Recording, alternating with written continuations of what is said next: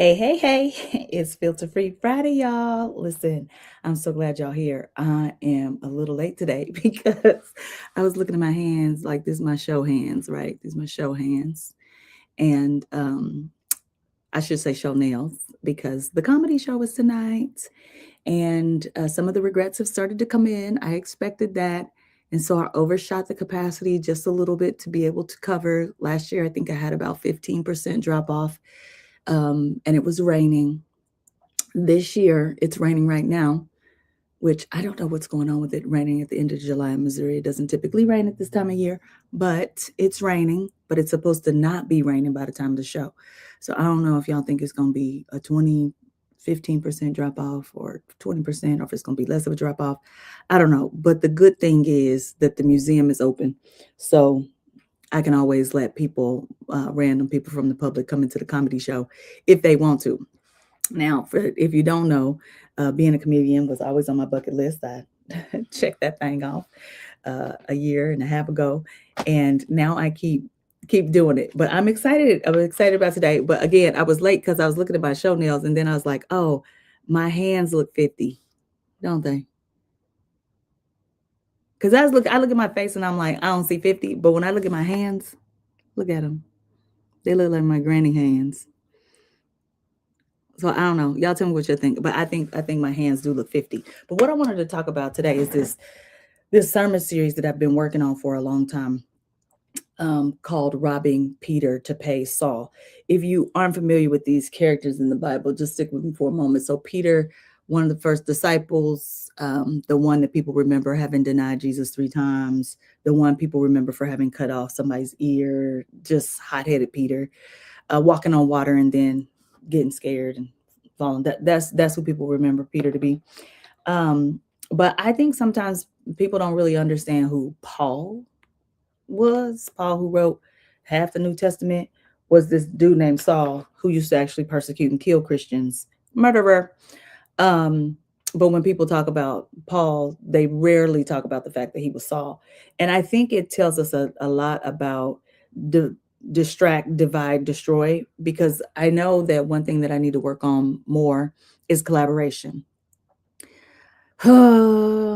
Sometimes I think about like Mitch McConnell right now. I don't know if the man is dead or alive, but it seems like he's probably not alive, because when you're a career politician, if you're willing to be on the phone talking to somebody at length about international affairs, it is highly likely that if people are thinking that you're dead, that you're going to do a quick little, not just photo op, but video to let people know that you're living. Now, what I know is that hatefulness, hatefulness gonna stick together. If it's one thing they're gonna do, they're gonna stick together. Ain't nobody gonna come out on that side and say that the man did. That ain't gonna happen. But let Mitch McConnell have been on the side of pulling people together, taking care of poor people, trying to release prisoners, any of the things that make for a good, healthy society. Nobody else would have to come out and say that man ain't living. They wouldn't have to. You know why? Because we would be saying it. We would be saying it. We would be saying it ain't right. We would be saying you got to do the right thing. And I am not a person who's going to say that we don't need to do the right thing. That is not what I'm saying. I am saying that in this sermon that I'm trying to work on around robbing Peter to pay Saul, it is Peter was a person who was, I'm going to say immature. I don't know how old the man was. But Paul, before the road to Damascus, was a person who could not be reached. He was hateful. And when I think about robbing Peter to pay Saul, I see so many people work so hard to convert someone who does not share their beliefs, does not share their values, is so far over to the opposite side of what they believe, but they're gonna try to convert that person. They in the chat commenting on that person's feed, they arguing against that. Meanwhile, they got a Peter right next to them who's trying to advance the same thing they're trying to advance. And you take your guess at whatever you want to think it is, whether it's a safer city, whether it is better healthcare, whether it is children being mentored, it could be people returning back home after they've been incarcerated, it could be taking care of the poor. It could be taking care of veterans. It could be addressing houselessness, affordable home ownership. You take your pick. It could be somebody over there who thinks exactly the same thing as you do, but because you're vegan and they eat pork, you ain't gonna work with them. Or because in 1990, I cheated on a physics test, you're not gonna work with me. Because if I cheat once, if I lie once, then I still lie to everything. Meanwhile, over here, people are overlooking Saul-like offenses, like murderers, rapists, hashtag Epstein files, and sticking together. And I just wonder sometimes when we say collaboration, it sounds good. It sounds good to collaborate. But you know what collaboration demands of me? Collaboration demands of me that if you all buddied up and got your face all up against somebody I can't even stand, collaboration requires that I still work with you still. If you happen to say the words black on black crime and blah, blah, blah, blah, other racist tropes, collaboration means I work with you still. If we share the same values, if we're trying to advance the same thing. Because what I'm trying to say is a hatefulness will go, if you hate who I hate, let's go. Don't care nothing about nothing else. Hate who I hate, let's go.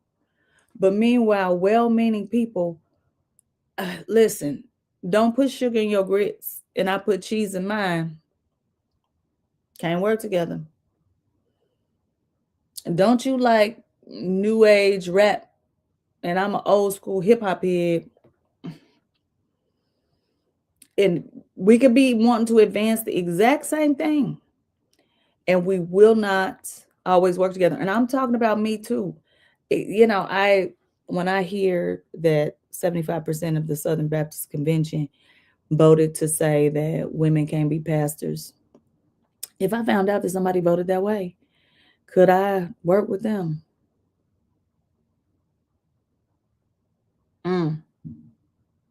What if we agree on 9 other of 10 things, but we disagree on that one?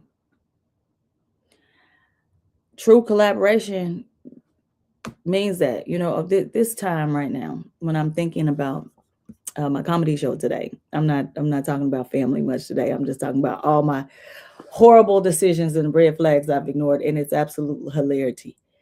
I can't but help think about how my mother used to talk about voting. She was like, you ain't gonna be able to get on a bus, a public bus, and it's gonna take you directly to your house. Because the public bus gotta serve lots of people. So when you think about politicians, they have to serve lots of people. You ain't gonna find no politician that's gonna drive up to your front door and let you out. You gonna find politicians that operate more like the public bus system that's gonna get you closest to your house. And that's the bus you get on, because then your walk is shorter. But when we find out, and listen, when I say we, I mean me. I can't remember what that guy's name was who was running for president. Bloomberg. He believed in stop and frisk. And all I can think about is the times I've been stopped and frisked and I ain't done a child. Listen, you want to see me have a holy discontent? Tell me about some stop and frisk, okay? Because my time is valuable. Don't be stopping me for 10 seconds and I ain't do nothing wrong and you ain't stopping these other people. I was willing to throw this whole election, okay? If the Dems picked Bloomberg because he believed in stop and frisk. And today, as I'm looking around and seeing and thinking about this sermon that I ain't got nowhere to preach, it's just something I've been working on, robbing Peter to pay Saul. The number one question I get all the time about empathy is, when is empathy enough? When do you stop being empathetic? And I believe that when people ask me that question, they're talking specifically about feeling what another person feels. That is one type of empathy. It comes from this part of the brain. The type of empathy that can be taught comes from this part of the brain. Is called cognitive empathy. Think of it as mental empathy. Think of it as tactical empathy, as the hostage negotiators call it. This part of the brain is just saying, I understand what you think, feel, and believe. I don't necessarily feel, think, or believe it myself, but I understand what you think, feel, and believe. And this helps me figure out what's my next right action I'm going to take. See, if I understand what Peter thinks, feels, and believes, if I'm not being hypocritical, I understand why Peter denied Jesus 3 times. I recognize that I probably would do the same thing too if I was in that same situation. I understand why Peter, when he was walking on the water, looked down and was like, wait, what's happening here, right? If we're honest, we probably would do the same thing too. And cognitive empathy lets you know that, and then also says, okay, now what's my next right action? Cognitive empathy also lets you know when you are dealing with a Saul who is going to kill you if he can. And you recognize that you can't do nothing for Saul.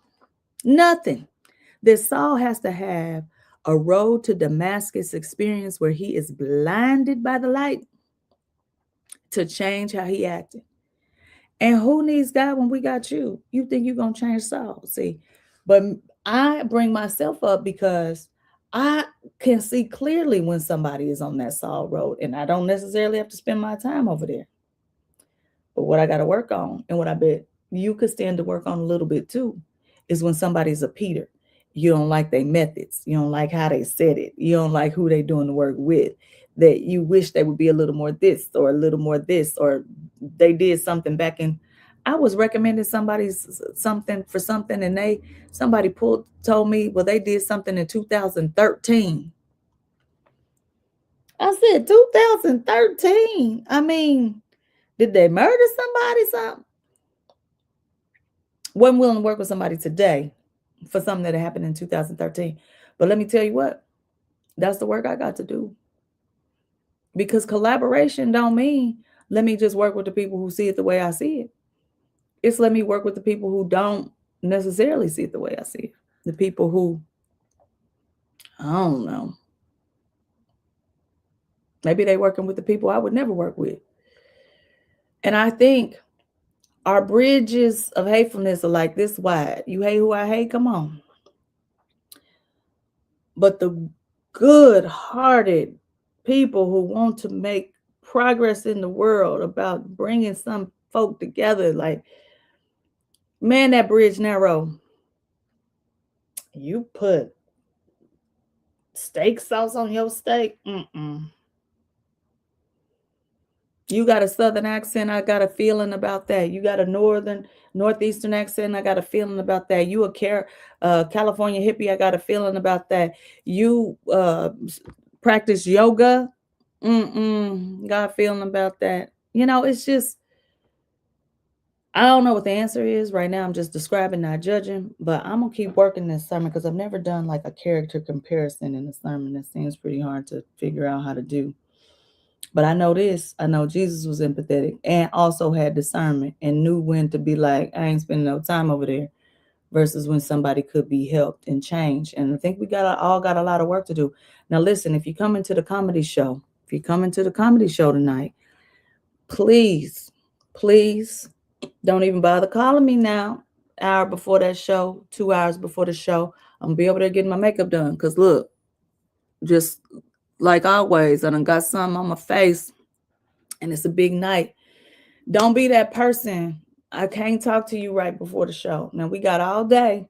Now you got my phone number. You got the little link if you're coming. Don't wait till 4 o'clock. Now when I'm getting ready for my little personal Super Bowl to be telling me you ain't coming, because at 4 o'clock it don't matter to me. I love you, and it don't matter to me at 4 o'clock.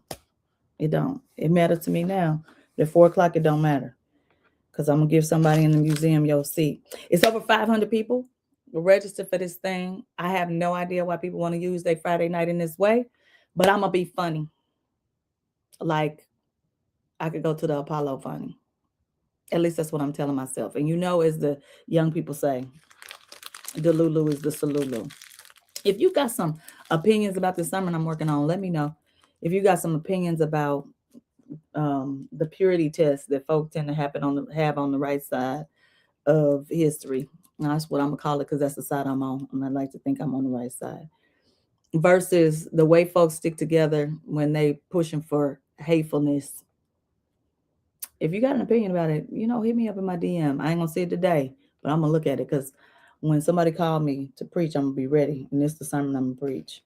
Anyway, it's Filter Free Friday, y'all. It's Filter Free Friday. We got so much work to do.